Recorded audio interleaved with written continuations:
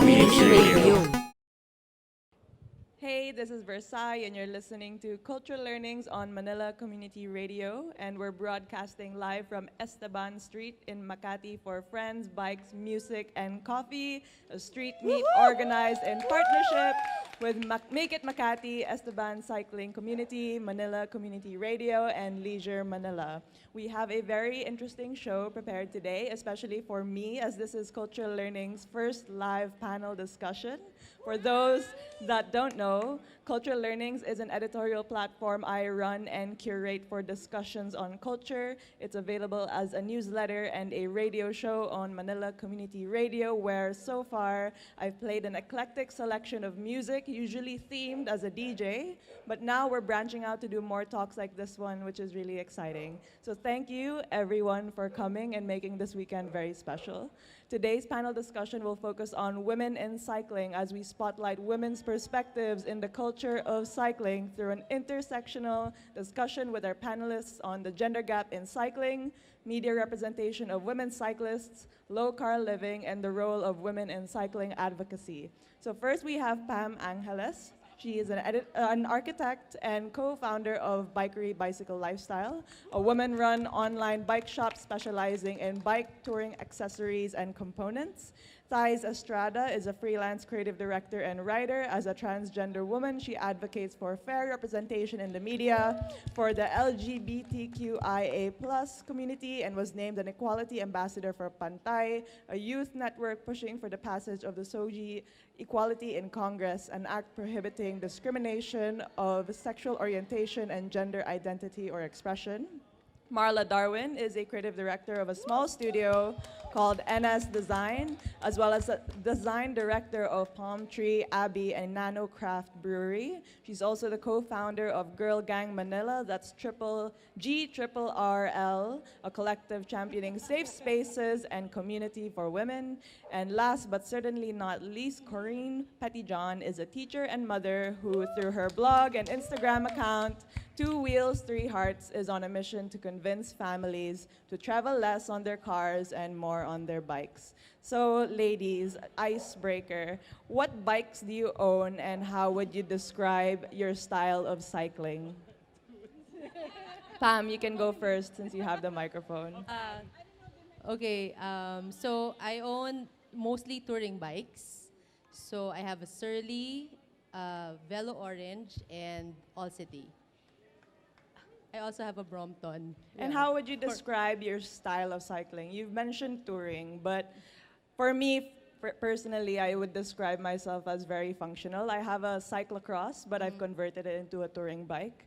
But the way that I approach cycling kasi is very functional. I'm not super hung up on my bike components. Like whatever was there when I got the bike is still there, and I kind of update as maybe, it's more of a function for me. Like, when I need something to upgrade and I find it's really essential, then I'll do it. But I have a lot of friends that are super hung up on like which brand to get and which model, etc.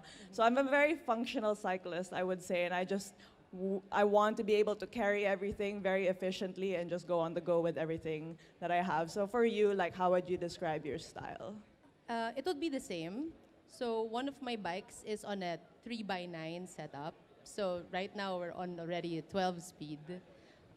So if it works for me, and then if I'm comfortable with it, and then I can go places, that's good. As long as it's maintained. And then as for the brands, it's more of reliability. So since we're into long distance, no, sorry, not long distance, travel biking.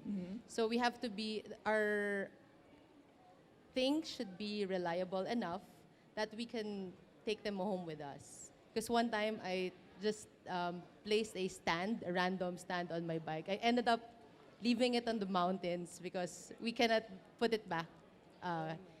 Because of a loose screw. Yeah. Okay. So that's what I do. It's more of leisure for me, since my work and my home is quite near each other. I hope I could bike to work, but yeah, it's too near. But it's leisure, and it's all about going places for me. Great. That's why it's touring biking. That's what we like. Great. I could definitely empathize with that. Thysz, how about you? What bike do you have and what's your style? I have 5 working bikes. So there's also non-working bikes. There's also a non-working bike. Okay, go. I want to know all of them. It was working before I destroyed it on the trails, but at first I only wanted to bike to like, just really go from one place to another, like personal mobility. I don't own a car, and I used to be super dependent on friends. Like, hey, can I hitch? Parang ganon. And like ako, and it takes all of my charm to make them say yes. But then that charm's like run out, and the pandemic, they were like, no, like, you cannot ride my car. I'm like, okay, then that's the time I said, oh shit, I want to buy my own bike. And I started with a roadie, sumemplang ako na sobrang sama, didn't bike for 5 months because of the trauma. And then somebody gave me a Brompton. Yeah, I am. What did you think of the Brompton initially? So, like, Thysz, what did you have any prejudices against the Brompton? Like, no, I actually didn't know what it is. I mean, like, I Okay. didn't know like how special, like, those kinds of foldies are. But somebody gave them to me, and I'm like, oh my god, okay, thanks. And then I started very slowly getting into biking again after 5 months of not biking. And then I bought my first, another full-size bike, which is my legendary single-speed classic bike, and rode it for the next 8 months. Basically got stronger and stronger until I destroyed it on the trails. So siya yung non-working bike ko. And then now I have a mountain bike on loan by a friend, si Gab, luto ni Gab. Hello, guys. And it's now my commuter, everyday exercise, all-around bike. So, yeah, riding style, I love the speed of light bikes. So, because gusto kong humarurot. Medyo may ganun akong klaseng, like, side of me na when I'm alone biking, I would go up mountains, I would go up Antipolo or go up Binangonan and, just be speedy. But most of the time, it's just really around the city. So, okay na sa akin yung mountain bike or like my foldie to go around. So, utility, and then a side of me likes the sport then sometimes. do you use Strava? Strava? Of course. You didn't bike if you didn't turn it on. Charot. Ako kasi lagi low-bat yung telepono ko eh. So I never get to use Strava unless I'm doing long distances. But for you, how has Strava benefited you? Well, I just like it because I could see how, how I've improved. Like, I could match like, in this route, how much I've become faster or gotten better at, navigating the route. So if I can feel that I've become faster in the Strava segments that I usually, go. Parang, it makes me feel na parang there's something na nag-improve sa akin. So, but I'm not ultra competitive at all. Like, parang you gotta be king QOM or like KOM. Parang bahala na kayo dyan. Like, I'm only competing against myself, and myself is already such a hard competitor to beat. Parang, oh my God. Charot. Ayun. Cool. Corinne, how about you? What bikes do you own and what's your riding style? One of my bikes is over there. It's a Mamachari, so it's a Japanese bike built to carry 2 kids. So Specifically to kids. specifically to carry 2 kids. Yeah. Okay, could So you tell it's me got more about 2 that baby brand? seats. Could you tell me more about, Well, because I've never it's heard a of it. Bridgestone Angelino. So in Japan, it's a fairly popular bike for carrying kids. And if you see like videos of Tokyo or whatever, and you'll see the moms riding with their kids, right? They don't even wear helmets in Tokyo. It's that kind of bike. And I got it because I saw that. So when I started biking during the pandemic, I also was looking for a way, we don't have a car, so I was also looking for a way to transport my kids safely. And it wasn't safe to take them in a Grab at that time. So I looked into how moms in other countries were doing it. And Japan, of course, is maybe the most accessible to us. So bikes like this are available here. And I got it. So that's my utility, super utility bike. I've also got a Marin Larkspur. It's a more all-around bike. It's a little bit mountainy, but it's also a little urban. And it can actually do everything. So I also use that bike for groceries. I can put a baby seat, but just one, a baby seat in the back. I can. Although I think I prefer to carry kids on that bike. And I've also taken it on longer rides. We did 100K a couple weeks ago. last month. Yeah. Did you do any preparation for doing the 100K? How did you do that? No, I did not. I was so out of shape at that time. I hadn't even been biking. But I will say that my biking style is heavy. So Cargo, you mean? Cargo, right? So it means since I'm biking with so much weight, when I unloaded the bike, I was like, oh, that's really easy. so I did not find biking 100K. It was mostly flat too, so I didn't find it too challenging. Can I know which route did you take for that? Mainly just to Los Baños around Laguna Bay. So Nice. Yeah. Okay, how about you, Marla? What bike do you own and what's your riding style? Okay, I'm here to represent unathletic people with scoliosis. Yay! So which means my primary bike is a Decathlon city bike, which I got from my friend Soleil. It was her starter bike, and then she wanted to get rid of it, and then I was the willing buyer. I have that, and then what I have now is a road bike that I bought from Facebook Marketplace because my studio makes bike really fast and it's very hard to keep up with them if you have a bike that weighs like a tank. And that bike was more of our creative expression bike, wherein we built it, we bought parts, and we just got to experience customizing, making things look pretty. But then it's backfiring because things keep rattling, and then maybe it wasn't a good idea to get classic stuff. My biking style it's functional. I am the mayor of Pioneer Center. A lot of supermarkets, the guards know me. I don't need to lock up because they know my face. They watch my bike. I have this disease where I say I only get this much, but then I'll bring home this much. And then it becomes a Cargo Olympics challenge where I can't see past. And then I have these things over. And then I'm biking really, really slow. So Kapitolyo people, I am not sorry, okay? Lots of people honk behind me, and I'm like, I bought a lot of things. That's how I bike. I don't know how to drive, and I started biking in the pandemic. The last time I biked was in childhood, and the pandemic forced me to think of other mobility because Grabs were not safe. There was no public transportation, and I didn't want to be reliant on my husband driving me around all the time. So it's a way to get back my independence. It's my quiet time.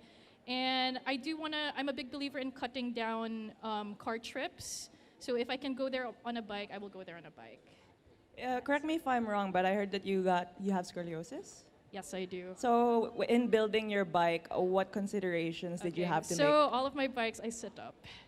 Because if I'm hunched over for a long time, it may be more efficient speed-wise, but it really takes a beating on my lower back area.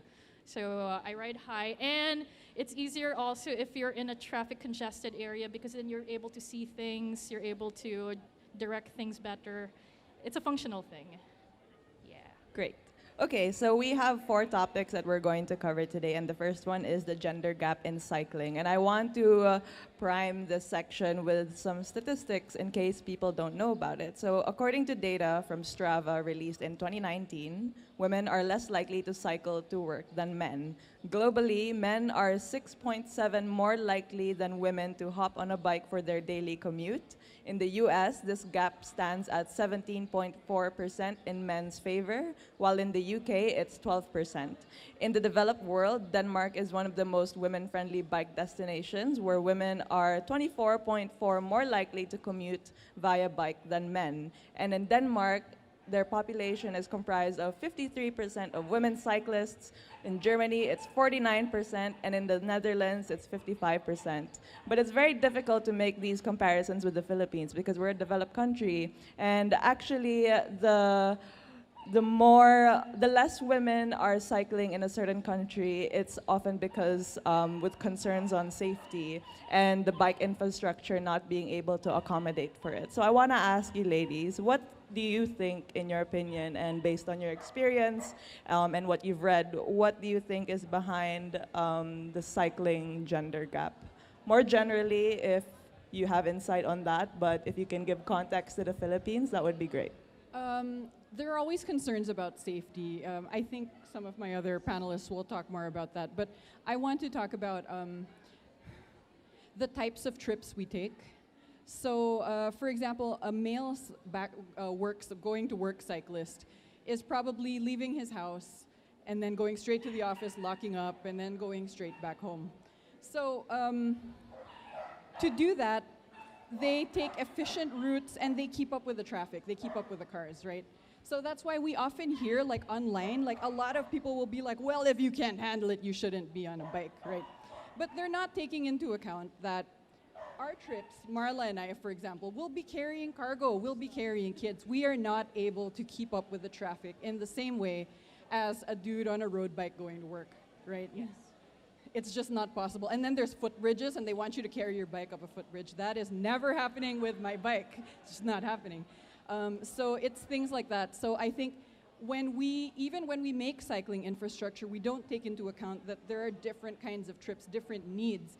And when we're talking about needs, of course, it's the needs of the people biking to work and biking home that we consider first. And of course, those people are much more likely to be men, right? Yeah, and I think also according to research that I've done, women are more likely to take extra trips from work to go Yes. to the grocery, Yes. to go to the bike so shop. after work, we're going to pick up a kid from school and then stop by the supermarket and then pick up something else, and then there's laundry. So, right, so we're not taking this into account when we design our bike infrastructure and when we tell bikers how we are supposed to be behaving on the roads, right? Marla, I'm interested since Corinne mentioned that you guys have quite similar, I guess, biking styles. In terms of, I guess I'd like to know from a design perspective, maybe what is behind the gender gap in cycling. Okay, I wanted to bring up, I think what rocked cycling social media last week was the story of the two boys who were just sitting on the curb, who got run over by a van, not doing anything, they were just resting.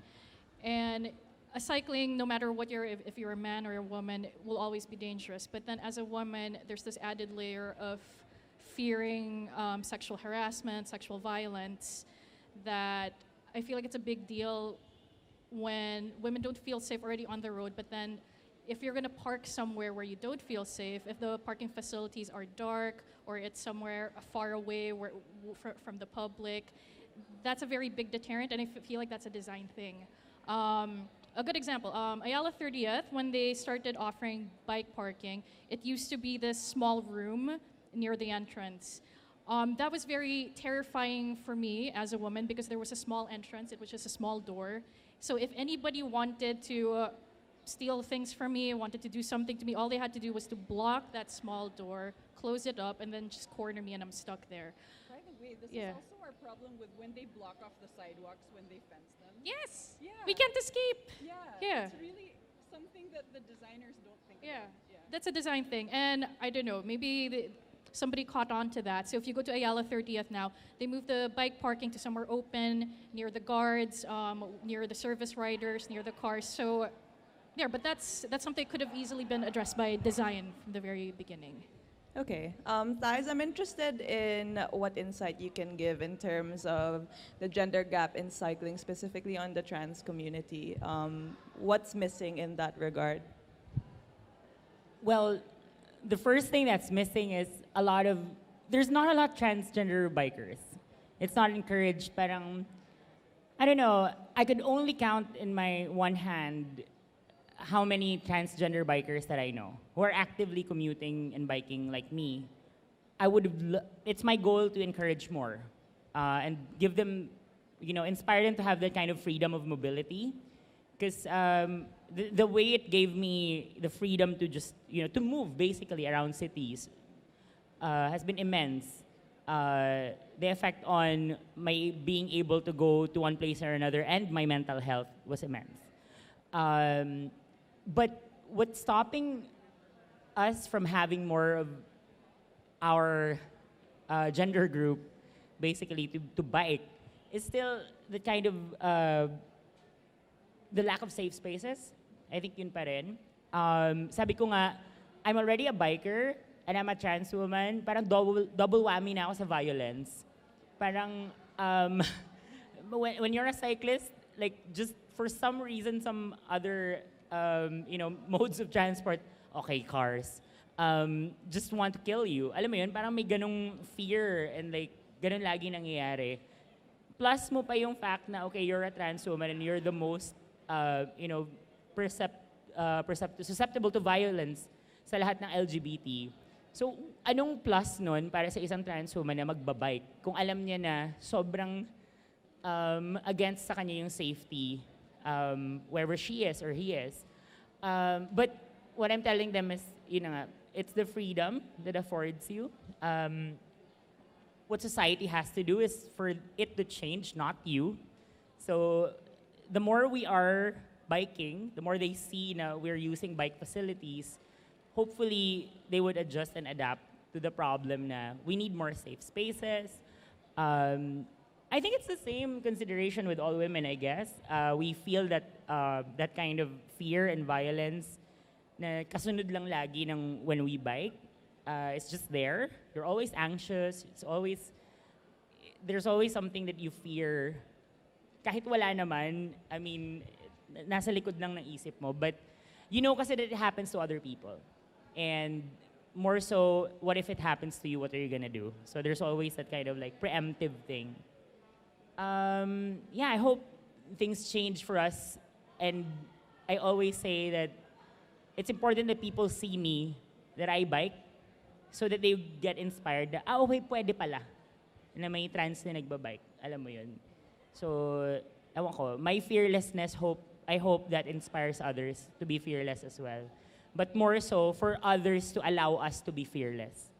I think the risk kasi of a fatal accident is probably even higher for women because there's more susceptibility or it's more likely for women's spaces to be invaded, especially on the road. Like we're being catcalled as a trans woman, especially that's like, added violence because you're a woman and you're trans. And so a lot of the women's issues that we're discussing now actually apply to a much broader subject beyond cycling, which is just this desire for safe spaces and to build the infrastructure and the barriers and the bike lanes needed for us to be able to move freely and safely.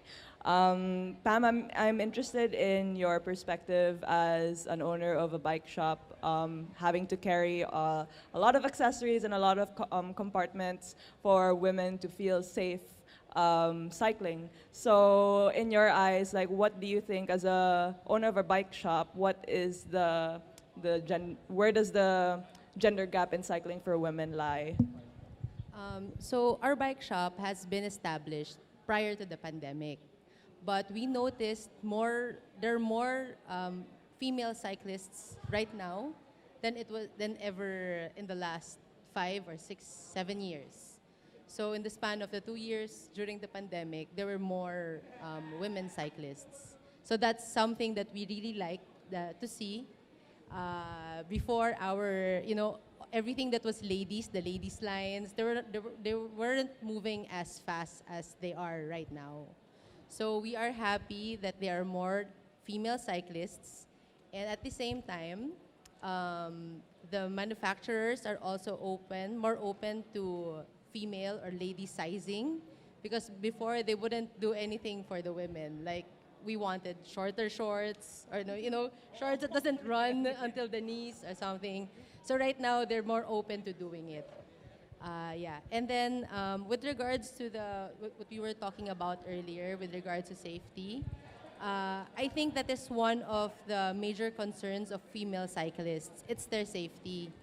And then what contributes to this, I think, are the men who have that kind of thinking because I cannot forget one of the comments that we received. You know, I'm lucky that that I have not experienced any discrimination within the cycling community. But one time, I think we were going. This was pre-pandemic. We were going up Palace, and then I overheard, of someone saying like, "Pare, dapat kasama mo puro chicks din para malakas ka." We were with one man, and then there were four of us who were females. So yeah, so that's it. But I think it also has to do with a lot of trust with the people you are with. So I am able to go out for 5 days out in the Cordilleras with ako lang yung babae. Because I trust my friends or the people that I'm with. So I don't go out with people or I don't go on long trips with people na hindi ako masyadong comfortable with. So I think it's also them who will make you feel comfortable. Yeah. I'm interested to hear your opinion on something, which is the idea that on one hand, I think a lot more brands are becoming more aware of including women-specific accessories and attire in their lines. But at the same time, there's this desire to not think about women cycling as something separate from cycling because it's this idea of like, why do I have to identify as like a women cyclist when I'm just a cyclist like everyone else? So how do you overcome or negotiate that that idea, I guess, of like on one hand being able to destroy this barrier of like women cycling being separate from cycling, and I guess these other initiatives that are sort of like trying to accommodate to women's needs too. So how do you negotiate that? With clothing, if they're offering unisex or it's for everyone, you go through all the sizes. You make smaller sizes so that everyone can avail of that product. But as I mentioned earlier, it was the shorts because this women are more petite, so that's why we wanted shorter shorts, and then they wouldn't do shorter shorts before. Yeah. But other than that, more brands right now are going through, they can be used by men or women, or it depends on your preference actually. So Okay, this actually segues really well into our next section, which is the media portrayal of women cyclists. I want to give an example, two examples actually. Sorry to anyone that owns a Colnago bike. Maybe they've become a better brand since 2015, but I want to tell a story about something that happened to them in 2015. So the company released an image on their social media of a woman walking alongside her bike. She's wearing a really tight-fitting outfit. She has her hair down. She doesn't have a helmet. She doesn't have shoes. She's just wearing socks. And she's sort of bent over on her bike, and the camera is positioned behind her on the hip level. So her rear is like at the center of the picture. And she's not wearing shoes or a helmet, so where is she gonna go? And the caption read, "Ready for the weekend ride?" ? So that was really questionable. And then another, I guess, something that I found out in the Philippines, a good friend of mine, Andy, wrote an article about women finding representation on the road. She wrote this on her article, and it said, in online spaces dedicated to cycling, and this is in the Philippines, there's been a phenomenon of photographers capturing images of young women in bike hotspots, such as MOA and CCP, which are shared on often male-dominated Facebook groups where members leave sexual and malicious comments on where to find these pictured cyclists. Thysz, as someone who works in media a lot, could I ask what you think is missing in the media portrayal of women cyclists? What's missing is men realizing that they should not be misogynists, period. Yes. Because women when women try to bike, it's really just going from one place to another, or even for leisure, or even for sport, right? we don't want to be seen as people who would wear lycra, tight-fitting clothes to attract men, because for the most part, we're just cycling because of the many reasons why we want to cycle. And for example, you want to go from one place to another, for example, do some errands. You're never gonna wear lycra. You're gonna wear shorts and then, some press con na outfit. And then you still get these comments about what you're wearing, if it's appropriate or not. You can't even wear a skirt because people would say, oh, makikita yung ano mo. Diba? What if that's the most comfortable thing you're gonna wear for when you're biking? And when there's portrayal of these people like wearing napipicturan, or you are, like for example, publishing it to yourself on Instagram, the comments are never, they never end at like, oh, good that you're biking. It's always, hey, you look pretty. Hey, you look, girl, I mean like, or ingat ma'am. RS sis. Parang ano ba? Parang like, pwede bang like, it's just that. I hope people will stop, just looking at it, super objectified ang image ng babaeng nagbabike. Most of it is amazement na kayang magbike ng babae at all. Diba? Parang when there's an image of a female biking, parang, oh my God, she can do it. Parang, as if never nagbike ang babae ever in the entire history of the world. Parang, I think the more common it is on the road, the better. Again, visibility and representation. And I guess it has gone leaps and bounds as well. For example, a really good example would be a recent video ad by Cannondale, where the woman was featured going on a bike ride up on a mountain, and she's the reason she went up alone on that route was gusto lang niyang mapag-isa. She just wanted to be alone. She called her boyfriend and said, "Parang I just want to go up and like clear my head," and she did, and she was followed by the camera with all her sweaty, like malagkit hair glory. But when she did it, and when she's done, and she was in the mountains, she was like, that was great. Parang ganun lang. I think because women are socialized from childhood not to take up space. It really starts at an early age. When you watch your children play, or maybe look at your own childhood. If you were a girl, you weren't encouraged to play outside kasi baka umitim ka. Like you're not supposed to be stinky, you're supposed to be a lady. So yeah, bawal maging dugyot. Yeah, but then like double standards. You see that with your brothers and your male cousins. They're allowed to get dirty, to get stinky, because the conditioning is they can take up space. They can be rowdy, they can be there, and then women are supposed to be under the shade and protected. And then it also cascades to as you get older, because I'd imagine people are shocked that women are outside because the expectation is they're supposed to be brought around. Somebody's supposed to pick them up.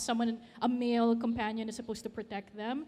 And if a woman defies that, I feel like it attracts all of these hostile reactions because women are deviating from the expectations in the status quo. And if you don't think there's anything wrong with the status quo, violence could be a reaction to that. Corinna, I feel like you have a lot to add here. As a mother of two daughters, and as a mother, and correct me if I'm wrong, and actually no, this applies to so many women that we cycle all for different reasons, and you have a very specific reason, which is to be able to bring your kids around and to bring in cargo. So in terms of the media portrayal of daughters and women cycling together, what do you think is missing? I think the Philippines is very behind in that portrayal. So like in Japan, in Europe, you often see even ads with mothers and children on a bike, and that's very normal. But in the Philippines, it's not that it doesn't happen. There are lots of families who bring their children to school on a bike, but a motorcycle, but they tend to be lower income families, right? So it's convenient to ignore that they even exist. So that there is no portrayal, right? So when people see me, especially early on, people would be surprised and shocked. And I would prepare myself to get really negative comments because there are people who are going to call me an irresponsible parent they have and who's endangering her children for, you know, whatever. I don't know what they think my reasons are, but and I have gotten comments like that, but I kind of expected it. Like when I decided to do this, I thought about what's the worst that I could get, right? I mean, well, besides being run over by a truck, I guess. Which is always something that can happen. So anyway, but I want to say about you know, the portrayal of women and about people taking pictures of cyclists just minding their own business. A lot of it is because there's still a lot of entitlement by men. So it's like a woman on the street, like they have some right to her body, to her image. And that's why like you get people on these forums posting and just like making comments about someone's butt who's just minding her own business. Right? Like that's not for you guys, right? And it never was. I don't know why a lot of men just feel like they have the right to. It's not just in media, it happens Yeah. on the streets too. Yeah, on the streets too. I mean, who of us has not experienced something like that at some point, right? Yeah.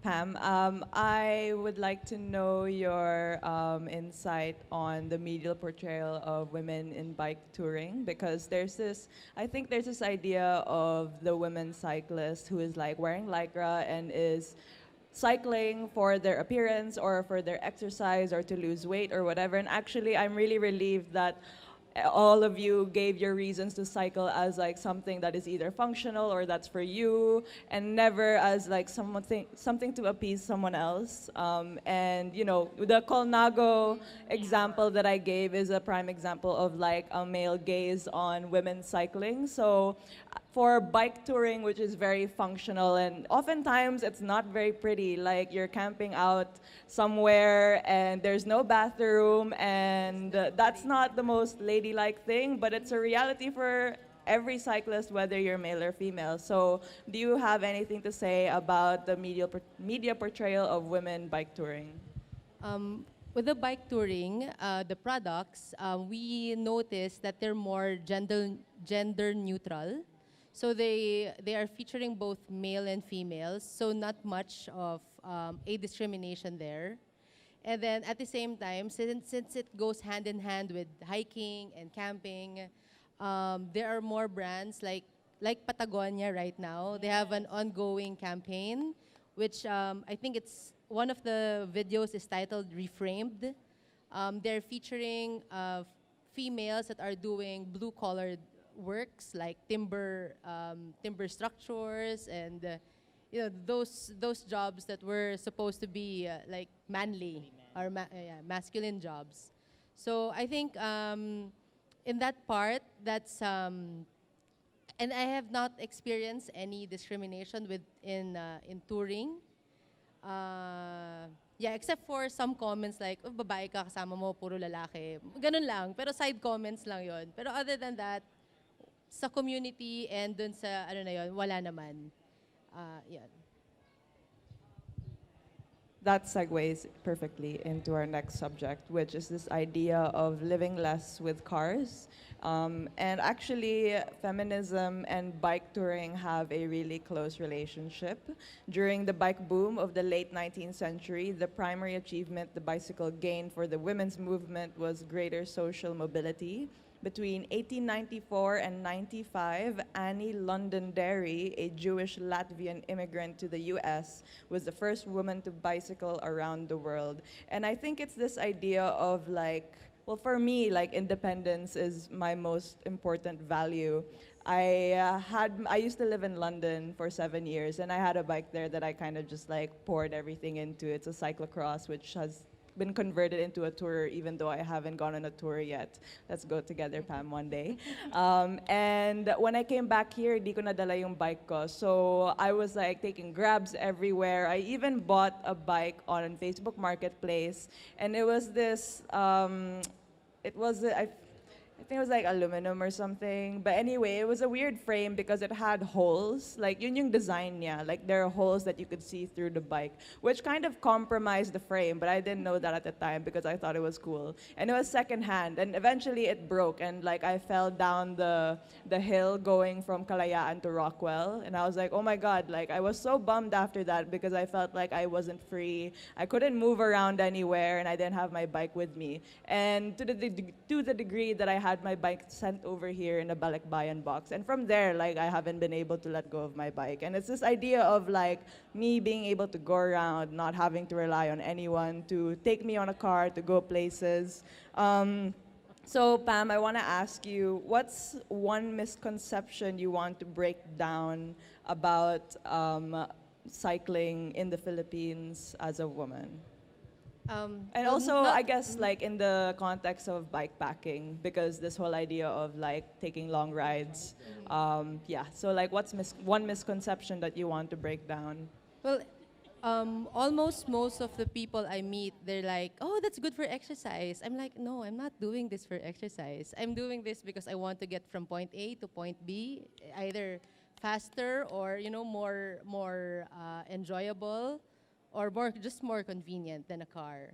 So yeah, so that's one thing, you bike for exercise. I think that's a misconception because, yeah, most of the time, it's really not.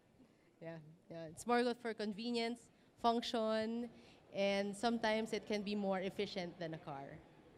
How about you, Thysz? Diba? I mean, it's interesting that you bring up that you used to have to hitch rides with friends and all of that. So do you have anything to add to what Pam just said? Yeah, so a lot of what they think biking is, aside from its exercise, that it's sport. When like siguro 90% of biking is actually function. So the sport part is very very American way of looking at biking. Parang it's always competitive, you always have to be faster than somebody else. It always has to be a race. When in fact the rest of the world thinks that biking is really truly, it's not even an alternative mode of transportation. It is a mode of transportation. It's not an alternative to anything. It should be one of those things that should just be on the road and should be normal to see. So I think one misconception is that it's just for people who can afford a bike. A lot of what you don't see if you're not biking on the road, kung nasa kotse ka lang, is the number of working class people who are on a bike. These people who cannot afford any upgrade to any bike that they bought, even a helmet they can't afford, but they would need the bike so that they can just go from one place or another. Not a lot of us, okay, the percentage of people who are doing this for leisure is incredibly small compared to the people who do this on a daily basis. Kaya lagi sinasabi, kung kaya ni Kuya Manong na kung kaya ni Shimanong na umakyat ng BGC ahon every single time, kayang-kaya ko din. Alam mo yun? And they do this every single day. And not only that, a lot of wheeled, human-powered vehicles are, used for businesses. Those, yung mga nagtitinda ng scramble, nagtitinda ng taho, and they're on a trike. Those people who use a trike to transport other people, literally parang tuk-tuk style, parang ganon.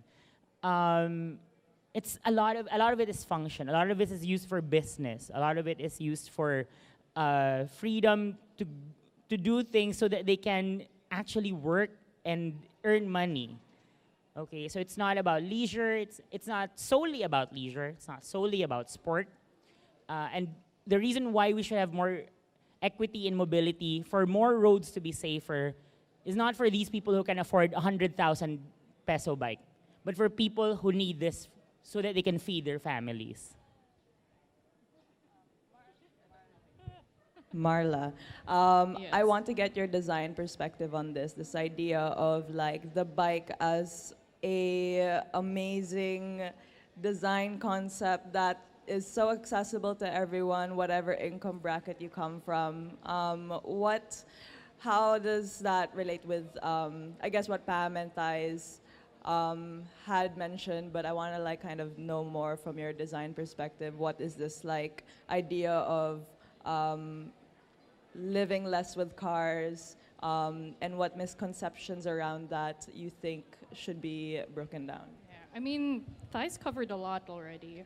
But then what I wanted to add, I just want to reinforce like bike mobility as part of mobility. And at least for me, it was easy to transition into becoming a cyclist. It's because I'm a commuter. I love to commute. Like before the bike, I would take a tricycle to the market.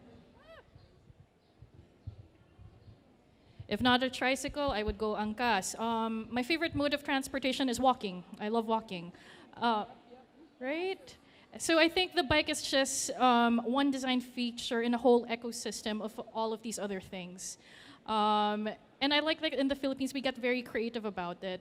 One of my studio mates, si Soleil, she told me that she used to take a bangka from one side of Pasig River to another. I As in have yung a put, like yung like 5 pesos. Yes, 4 I take pesos. that one also from Yeah, Mandaluyong like to Makati. those things excite me. So from a design perspective, I feel like I'm not in a position to talk too much about that because I'm not in transport planning. I'm a graphic designer. I do food packaging. But as a creative, putting yourself in a commuter mindset teaches empathy, allows you to explore your city. You really get to know everything more because the city looks different compared to when you're just behind an air-conditioned glass and then you're just tuned out and you're just like, I know, you're in a zen state before you get to the next destination. If you're in active transport, you are more engaged. You see more. It's more inspiring. You get to know people more. You get to stop easier. If you see something that catches your eye, oh, I want some buko juice. Oh, that really looks good. Yung corn, yung mani. Diba? I can't do that if we're in a car.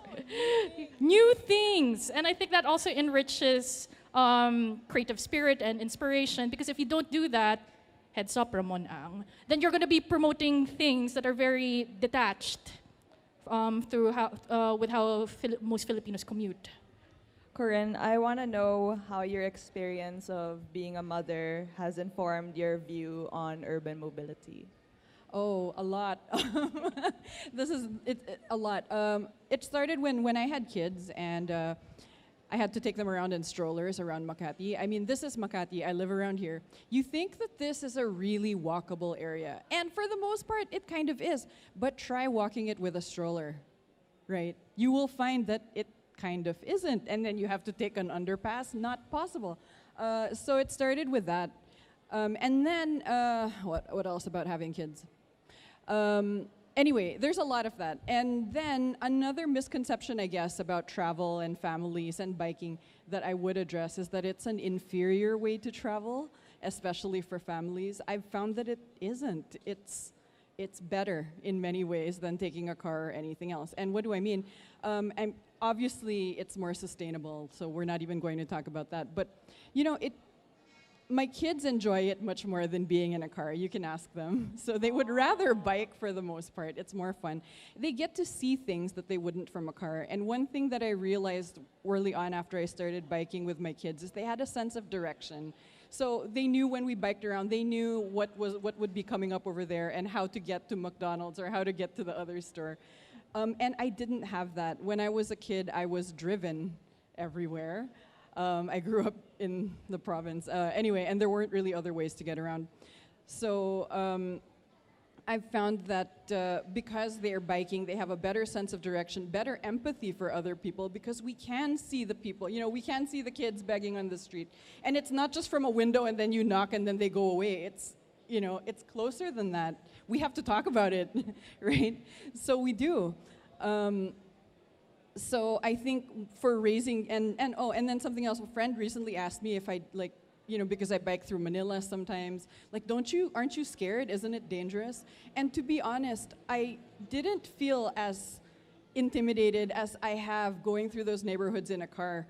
Because when you're there, the people at the sari-sari store will wave. They'll say, oh, ganda ng bike mo, like, oh, musta, or whatever. So I feel like I'm closer to those communities. I mean, of course, we're never totally out of danger, right? But, and therefore safer being in them than if I were in a car just afraid of anyone possibly touching the glass, right? So I think that's a misconception, is that people who bike only do it because they can't afford a car, and because the car is the only way to transport your family. In many cases, you might find that it isn't. Not that everyone is able to bike with their kids, that's fair, but maybe more people can than they think, right? We have 10 minutes left, so we'll try to get through. Yes, sorry. Pam, Yeah. go. Another thing with the misconception is that vehicle users or vehicle drivers feel that the bikes are not supposed to be on the road because they pay road users tax. Yeah, but if you look at our car registration, it's not even there. So it's more of motor vehicle usage. No, it's not the road usage tax. Yeah, and so that. So I think that's also why vehicle drivers or vehicle users feel more entitled on the road. And then, like what Corinne said, that bikers are seen as inferior commuters. Yeah. Inferior? Have you seen my legs? It's interesting that you bring that up. I guess it ties back to this next thing and last thing that we're going to talk about is this idea of women's role in cycling advocacy. I think that probably, as we've discussed, like women have a lot to contribute in terms of how we view safety, because I think the more women cycle, the more seniors and the more children cycle, and the more overall people cycle in general. So I guess as a way to sort of close off this discussion, what do you think is the biggest contribution that women can give in cycling advocacy? Just like free for all, anyone. That's hard. I don't know in general, but I think that all of us in cycling advocacy have to keep asking for what we need. And online, I think a lot of us get flack for complaining a lot, and we do. But I think someone's got to do it. Because how else will people know what we need if we don't say that what we have does not meet our needs? Right. Mic is super janky, but I want to keep this talk like quite open and not necessarily any part of, and I don't want it to be partisan, but I just want to mention that Lenny and Kiko are the only candidates that are promoting Sila lang. bike infrastructure in their agenda. And it's interesting that a woman is actually leading that. So do any of you guys have anything to add about that? Well, I just wanted to add that with this advocacy, anything that's complex will need complex solutions. So it will have to be a holistic approach. So we need loud, angry people on the internet. But then if that's not your personality, like you can play various roles also. I think it's really crucial to understand that we all have a role to play that can be tailored to your gifts. So for example, I'm a designer. Women like me should be at the table when making designing things. Like when I went to IKEA for the first time last week, IKEA Philippines, I wanted to cry because I took my daughter to the bathroom. It was my first time to see in the Philippines a cubicle where there's a grown-up toilet and a kid toilet. Because I always see a provision for a kid solo, but never that you can be there together. I'm like, only a mom, only a parent would be able to think like this. So if you put more diverse voices in places where people are making decisions, it could make a world of a difference.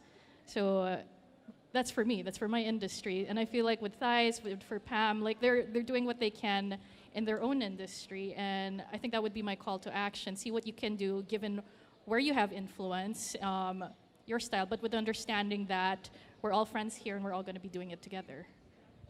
Thysz, Pam, do you have anything to add to Corinna and Marla?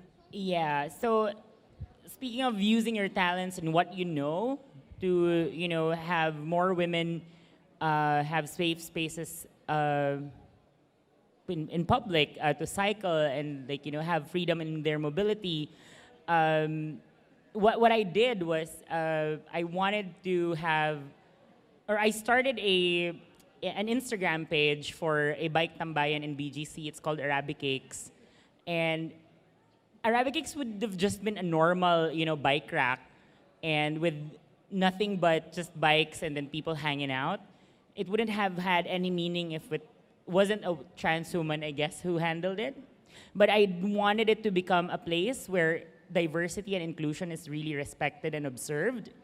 And whenever I'm there and whenever people are there and when they realize what Arabic Cake stands for and what it is for the community, they would immediately relate to being, and always the feedback is, kahit gravel rider ako, kausap ko roadie, wala kaming pakialam kung ano yung bike namin.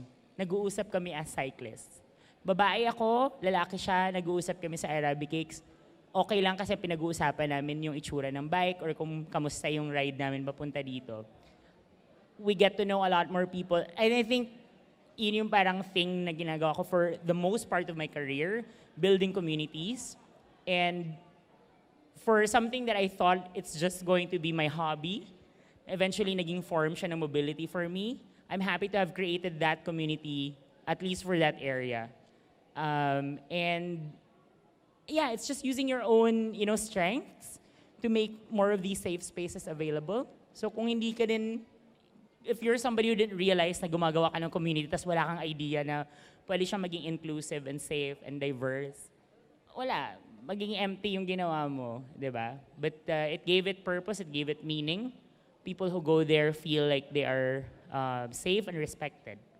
So I hope more and more people realize this and make this for their own communities. Pam, as an institution, like as a business, what role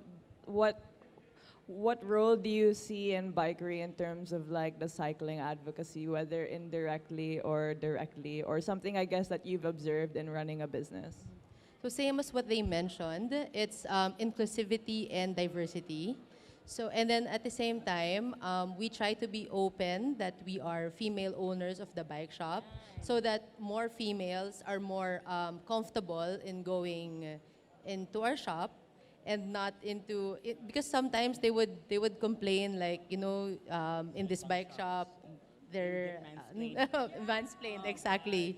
Yeah, so something like that. So we're trying to create a space for them to be more comfortable to talk about what their bikes are. And then, of course, there are a lot of females who are introductory cyclists. So their bikes are not yet as high as what the other people have. So yeah, they get mansplained or they get looked down on because their bikes are just, like that. So yeah, we try, at the same time, we also try to be inclusive and we try to be patient. We explain everything and then we try to tell them that, oh, this cannot fit your bike, it's because like that. So, so we just try to be more accommodating. Great. Usually there's something I ask towards the end, but actually we've run out of time. Thank you guys so much for being a part of this panel. You can listen to Cultural Learnings on Manila Community Radio every month. It's usually at the last Wednesday of every month, but I've been doing a lot more shows this month, so just keep your eyes peeled, and this will be available on playback on mixcloud.com/Manila Community Radio. Thank you, ladies, for joining me. Thank you, everyone, for listening. Please enjoy your day. We have Salad Day right next. So, yeah, thank you. Thank you. Thank you have so a good much. day.